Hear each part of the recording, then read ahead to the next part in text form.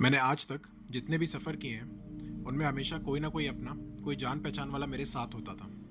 लेकिन इस बार जो सफ़र था वो थोड़ा अलग था। एक सोलो ट्रिप ये बस एक लेबल नहीं है, ये एक एहसास है।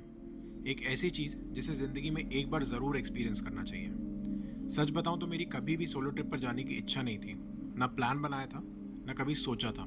लेकिन एक वजह, एक बहुत बड़ी वजह जिसने मुझे सोचने पर मजबूर कर दिया, और वो वजह थी जंगल। जंगल के साथ साथ एक और वजह भी थी जो मुझे सफ़र की तरफ खींच लाई। एक ऐसे शख्स जिनके काम को देख देख कर मैंने बहुत कुछ सीखा है, जिनसे मिलने के बाद मुझे सिर्फ उनका काम ही नहीं बल्कि डेडिकेशन, डिसिप्लिन और इस फील्ड में बड़े होने के बाद भी उनका सिंपल और ग्राउंडेड रहना सब ने इंस्पायर किया। ये है रोहन पाटकर। आप में से काफ़ी लोग इन्हें जानते होंगे। वाइल्ड लाइफ फिल्मोग्राफी की दुनिया का एक बड़ा, एक बहुत ही रिस्पेक्टेड चेहरा। उनके फ्रेम्स, उनके शॉट्स और उनके जंगल के साथ कनेक्शन सब कुछ अनमैच्ड है। और उस पूरी जंगल ट्रिप को ऑर्गेनाइज करने का श्रेय उनको और उनकी पूरी टीम को जाता है। उन्होंने ही सब प्लान किया, अरेंज किया और मुझे इस सफ़र का हिस्सा बनने का मौका मिला। वैसे इस ट्रिप का मेन सब्जेक्ट इस बार टाइगर नहीं था, ना ही लेपर्ड। सॉरी, लेपर्ड तो था लेकिन कोई नॉर्मल लेपर्ड नहीं। इस बार टारगेट था ब्लैक लेपर्ड। और इस पूरे मिशन का नाम रखा गया था ब्लैक लेपर्ड एक्सपीडिशन। इस एक्सपीडिशन में हम करने वाले थे 5 जंगल सफारीज उन्हीं जोन्स में जहां उसका मूवमेंट सबसे ज़्यादा रिकॉर्ड किया गया है। लेकिन इस गेम का एक बड़ा डिस्ट्रैक्शन भी था, वो था टाइगर, जिसे इग्नोर करना लगभग हर वाइल्ड लाइफ लवर के लिए नामुमकिन होता है। और उस डिस्ट्रैक्शन का सबसे बड़ा शिकार तो मैं खुद ही था। हम जिस जिस जोन में सफारी कर रहे थे उन सबका एक कॉमन फैक्टर था, ये सारे के सारे टाइगर टेरिटरीज थे। और ये सारी सफारीज, ये पूरा लैंडस्केप एक ही जगह का हिस्सा था, पेंच टाइगर रिजर्व। तो चलिए अब शुरू करते हैं हमारा सफ़र। पेंच पहुंचते ही हमने पेंच टाइगर होम में चेक इन किया। एक ऐसी प्रॉपर्टी जो जंगल से बिल्कुल लगी हुई है। यहाँ आसपास वाइल्ड लाइफ का मूवमेंट बहुत ही आम बात है। रात को कभी सांबर की कॉल, कभी वाइल्ड बोर का रसल, जंगल की वाइब हर तरफ से महसूस होती है। हम दोपहर में ही पहुंचे थे तो लंच के बाद प्लान था एक अच्छी सी जगह जाके हाई टी एंजॉय करने का। वैसे जो स्पॉट आप स्क्रीन पर देख रहे हैं ओरिजिनली हम वहीं पे जाने वाले थे, लेकिन पहुंचने से ही पता चला कि वहाँ एक भालू ने बच्चे दिए हैं। और जैसे आप जानते हैं इस वक्त जानवर बहुत ही ज़्यादा प्रोटेक्टिव और अग्रेसिव होते हैं। उन्हें डिस्टर्ब करना ना सेफ होता है ना सही। तो हमने तुरंत ही प्लान चेंज किया और एक दूसरी लोकेशन पर आ गए। वहाँ पहुँच हमने कुछ चाय पे चर्चा करी। खुली हवा, जंगल की खुशबू और शाम का हल्का सा गोल्डन लाइट, सब कुछ एकदम परफेक्ट था। और सबसे इंटरेस्टिंग बात, यहाँ जो लोग भी आप देख रहे हैं ना, इनमें से कोई भी एक दूसरे को नहीं जानता है, लेकिन सबका इंटरेस्ट एक ही था, वाइल्ड लाइफ। इसलिए बातें इस तरह से चल रही थी जैसे हम सारे के सारे कल मिले हों। जंगल का प्यार, वाइल्ड लाइफ का पैशन लोगों को कितने जल्दी जोड़ देता है, ये वही पल दिखा रहे थे। लगाए थे हाँ वहाँ पे, उनका वो टेंट वेंट लगाया था, हाँ वहीं पे आके मार दिया। मार दिया। हाई टी के बाद एक और दिलचस्प प्लान था। क्योंकि हमारी सारी सफारी कल सुबह से शुरू होने वाली थी, तो पहला दिन सिर्फ आराम के लिए रखा गया था। कल से तो पूरा दिन, पूरी ताकत और पूरा ध्यान जंगल में ही लगने वाला था। रात का खाना एक फार्म हाउस में था जो जंगल के बीचों बीच बस एक छोटी सी दुनिया जैसा लग रहा था। वहाँ पहुँचते ही एक चीज़ सबसे ज़्यादा महसूस हुई, नमस्ते। शांति। नमस्ते। एक ऐसी शांति जिसे हम शहरों के बीच में रहकर कभी नहीं सुन सकते। ना गाड़ियों का शोर, ना लोगों की भीड़, सिर्फ हवा की हल्की हल्की सी आवाज़। उस रात लग रहा था जैसे वक्त थोड़ा सा धीमा पड़ गया हो। और रात के खाने के दौरान बस एक ही बात चल रही थी, कल सुबह की तैयारी और ब्लैकी को देखने की इच्छा। हर किसी के मन में एक ही सोच थी, पता नहीं कल क्या होगा, कहाँ मूवमेंट मिलेगा और क्या हम उस काले राज को एक झलक देख पाएंगे। इसी उम्मीद, इसी चाहत को अपने साथ लेकर हम वापस रिसोर्ट आ गए। सबने अपने अपने कमरों में जाके जल्दी सो जाना ही बेहतर समझा, और इसी इंतज़ार में आंखें धीरे धीरे बंद हो गईं। तो हम लोग निकल रहे हैं भाई मॉर्निंग सफारी में, जो कन्माजरी गेट से स्टार्ट होगी। सुबह की ठंडी हवा, हल्की सी रोशनी और हम सब अपनी पहली सफारी के लिए बिल्कुल उत्सुक। तैयार होते ही गाड़ी निकल पड़ी उस डायरेक्शन में जहाँ आज का सबसे पहला मौका था ब्लैकी को देखने का। और हम आ पहुँचे थे पेंच के एक कोर जोन, कर्माजिरी, जहाँ से असली सफ़र शुरू होता है।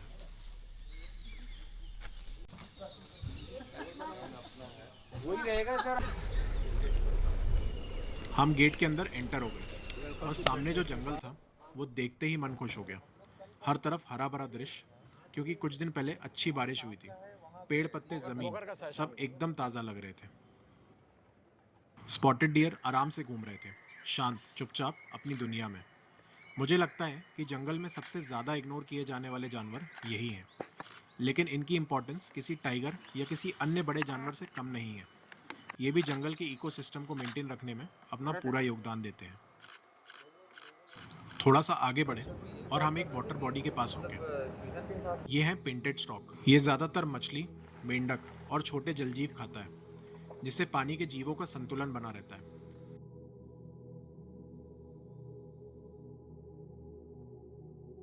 और थोड़ा आगे बढ़ते ही जंगल अचानक से खुल सा गया। सामने एक बहुत बड़ा मैदान था, दूर तक फैला हुआ, हरा भरा और बिल्कुल शांत। ऐसा लग रहा था जैसे जंगल ने अपनी सारी हरियाली एक ही जगह बिछा दी हो। ये वही जगह होती है जहाँ नज़र दूर तक जाती है, सांस अपने आप धीमी पड़ जाती है और कुछ पल के लिए बस चुपचाप रहकर देखने का मन करता है। वैसे तो हम ब्लैक लेपर्ड की तलाश में निकले थे, लेकिन जैसे मैंने आपको वीडियो की शुरुआत में एक शब्द बताया था, डिस्ट्रैक्शन, और अब उस डिस्ट्रैक्शन की शुरुआत हो चुकी थी। हमारे बिल्कुल सामने आ गई एक टाइग्रेस।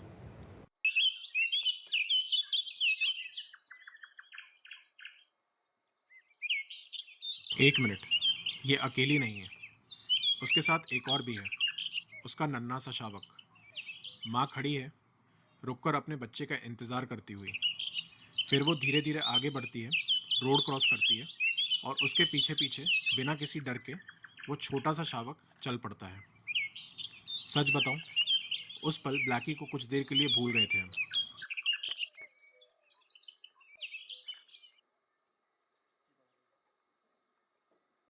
थोड़ा आगे बढ़े और हमें पता चला कि काला पहाड़ नाम की एक जगह पर टाइग्रेस के मूवमेंट के चांसेस हैं। यहाँ एक टाइग्रेस रहती है, उसे लोग काला पहाड़ फीमेल के नाम से जानते हैं। वहाँ से कुछ कॉलिंग की आवाज़ भी आ रही थी, इसलिए हम उसी दिशा में आगे बढ़ने लगे।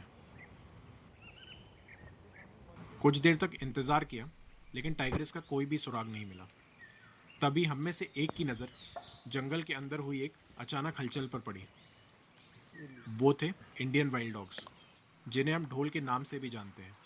एक पूरा झुंड। ढोल जंगल के सबसे बेहतरीन शिकारियों में से होते हैं। ये अकेले शिकार नहीं करते, बल्कि पूरी टीम के साथ बिल्कुल परफेक्ट प्लानिंग के साथ शिकार करते हैं।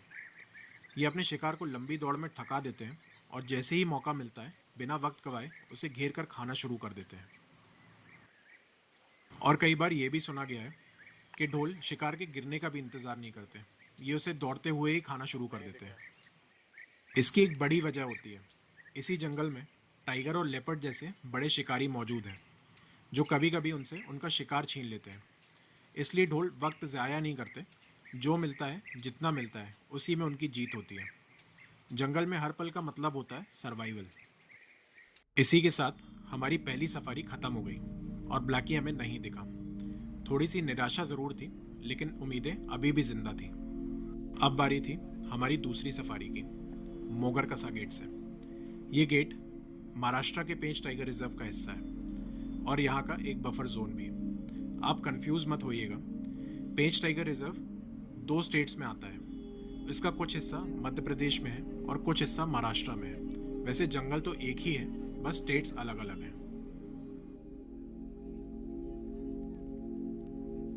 इस गेट की एक और खास बात है, यहाँ एक और ब्लैक लेपर्ड है, जिसे कई बार देखा गया है और जिसका मूवमेंट काफ़ी लगातार रिकॉर्ड हुआ है।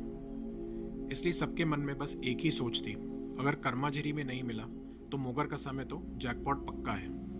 और इसी उम्मीद के साथ हमारी दूसरी सफारी शुरू हो गई। सच बताऊं तो मेरा ऐसा कोई भी इरादा नहीं था कि ब्लैक लेपर्ड के कारण मैं टाइगर या नॉर्मल लेपर्ड को नज़रअंदाज कर दूं। मेरा मन यही था कि जंगल जो भी दिखाए मैं उसे खुशी खुशी स्वीकार करूँगा। आखिर जंगल का हर पल अपने आप में एक तोहफा होता है। और रही बात टाइगर की, तो सच कहूँ मैं उसके लिए थोड़ा नहीं बल्कि पूरा पागल हूँ। और उसके बाद लेपर्ड भी मेरे लिए किसी कम उत्सुकता वाला जीव नहीं है। इसलिए इस सफ़र में कोई शर्त नहीं थी, बस जंगल और उसकी कहानी थी। लेकिन हाँ, मिशन का नाम जब ब्लैक लेपर्ड एक्सपेडिशन है तो उसे भी पूरी ईमानदारी के साथ ढूंढना ज़रूरी है।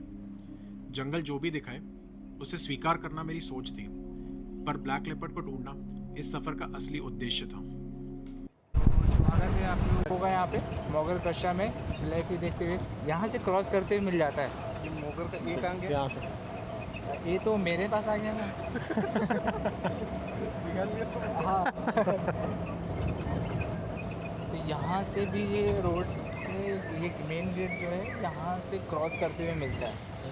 तो यहाँ पे अपन इधर साइड में पूरा टाइगर दिखता है, उधर साइड टाइगर दिखेगा उधर साइड पे, तो अपन इधर उतर के यहाँ से फोटो ले सकते हैं। और इसी सोच के साथ हम आगे बढ़ रहे थे, आंखें खुली, मन शांत और उम्मीद पूरी। हमारी नज़र जंगल की हर छोटी सी हलचल पर थी। हर पल हम दूसरी जिप्सी से भी खबर ले रहे थे, कहीं कोई मूवमेंट का पता चला या नहीं। सर रुकता नहीं वो, एकदम ऐसे निकल जाता। देखा का ऐसे दो बार देखा का निकल गया वो, एकदम गायब हो जाता 2 मिनट में। न्यूज़ ऐसी थी कि गांव से 2 कुत्तों को उठा के ले गया, उसने मारा, खाया कि क्या किया पता मेरे गाँव वाले ने देखे नहीं थे उसको, ये क्या है करके नहीं गया। ऐसे देख रहे जो बकरी को काला नहीं कुत्ता गया समझ लिए होंगे उसको, ऐसे क्या बोल रहे थे, एकदम गर्दन खत्म। तो लेपर्ड को देख के भी काला कुत्ता समझ लिए होंगे उनने। हाँ हाँ, वो कभी देखे नहीं ना उसको। हाँ ये भी। ये अपने सादे लेपर्ड को देखते वो, हाँ उसको नहीं देखे कभी, जिंदगी में पहली बार देखे थे। वो भी शिकार करते हुए। एक और ये टैप कैमरे में आया था, ये काला तेंदुआ, वो उसको नहीं गया ऐसे अपने पास, ये कैसी नहीं गया ऐसी लगे उसको। ये इधर के कैमरे अपन अभी जाएंगे नहीं क्या, वो दो कैमरे मतलब में। 2 है यहाँ पे। हाँ वो कैमरे में आया था वो वाला। दोपहर का वक्त है और धूप अभी तेज है। आमतौर पर टाइगर या लेपर्ड का मूवमेंट धूप कम होने के बाद ही देखा जाता है। गर्मी में ज़्यादा चलना पसंद नहीं करते। इसका एक बड़ा कारण है, ये कच्चा मांस खाते हैं तो इनको गर्मी ज़्यादा लगती है। इसी वजह से अक्सर पानी के स्रोतों के पास भी दिख जाते हैं ताकि अपने शरीर को ठंडा रख सकें। वैसे पानी के आसपास हम चेक कर चुके थे, लेकिन जब वहाँ भी कोई सुराग नहीं मिला तो हमने एक और सोच पर काम किया। क्यों ना थोड़ा बाहर निकलकर आसपास के गाँव वालों से पूछा जाए। आखिर ये लोग रोज़ जंगल के साथ जीते हैं और किसी भी नए मूवमेंट की खबर उन तक सबसे पहले पहुंचती है। अच्छा, कहाँ पे दिखा? वही टर्निंग में तालाब के पास। आगे पे एक टर्निंग है और हाँ, तालाब बाजू वो में रास्ते है। पे है ना तालाब, हाँ हाँ, वहीं पे दिखा। वहीं पे दिखा था। तो अकेला ही था कि नहीं अकेला था। अकेले ही था? कहाँ पे?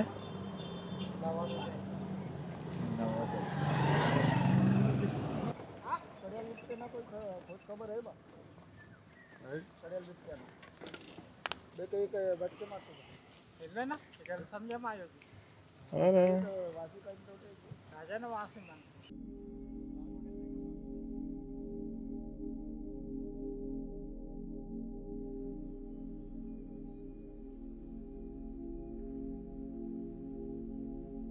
हम जिससे भी मिल रहे थे उससे लगातार पूछ रहे थे, क्या ब्लैकी कहीं पे दिखा, कहीं उसका कोई पॉजिटिव सुराग मिला। थोड़ा पागलों जैसे लग रहे होंगे शायद, लेकिन हर जवाब, हर इशारा उम्मीद को जिंदा रखे हुए था। बहुत मेहनत के बाद भी ब्लैकी हमें कहीं नजर नहीं आया। गांव वालों ने जहां जहां बताया हमने हर जगह जाकर देखा, लेकिन अभी भी किस्मत थोड़ी चुप थी। नहीं चाहिए, ये तो ब्लैक लेपर्ड एक्सपेडिशन है। छोटे से इन्हें ब्लैक लेपर्ड बोल रहे हम लोग यहाँ ब्लैक लेपर्ड देखने नहीं, ब्लैक लेपर्ड ढूंढने आए हैं। एक्सपेडिशन का मतलब ही ढूंढना। अब धूप थोड़ी कम हो रही थी तो हमने सोचा जंगल के अंदर जाके उसमें कोई हो रही हलचल का पता लगाया जाए। उजाला धीरे धीरे कम हो रहा था और ब्लैकी का भी कोई अता पता नहीं था, तो हमने सोचा एक जगह पर रुककर थोड़ी अलार्म कॉल सुन लेते हैं।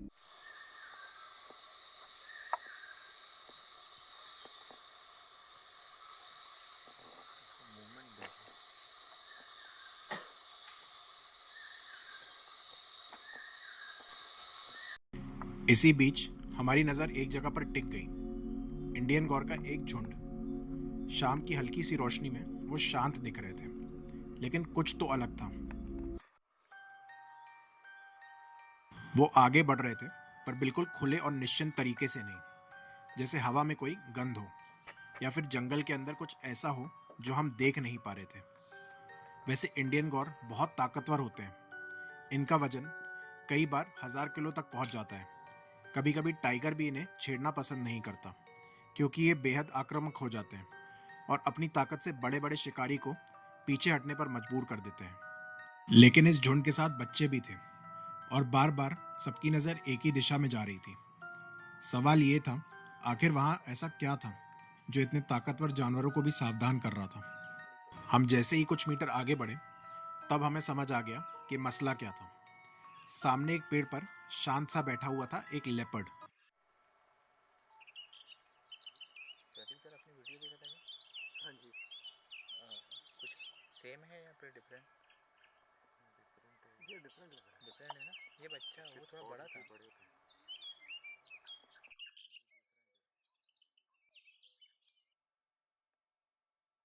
बिना कोई आवाज किए, बिना हिले डुले, सिर्फ अपनी मौजूदगी से वो इंडियन गौर के झुंड को आगे ना बढ़ने पर मजबूर कर रहा था। शायद इसीलिए क्योंकि गौर अपने बच्चों के साथ थे और जंगल में बच्चों के साथ कोई भी खतरा नज़रअंदाज नहीं किया जाता। वो दृश्य इतना सुंदर था कि मैं कुछ देर के लिए वहाँ खो सा गया। वक्त जैसे थम सा गया हो और ये तस्वीर हमेशा के लिए मेरी नज़रों में बस गई।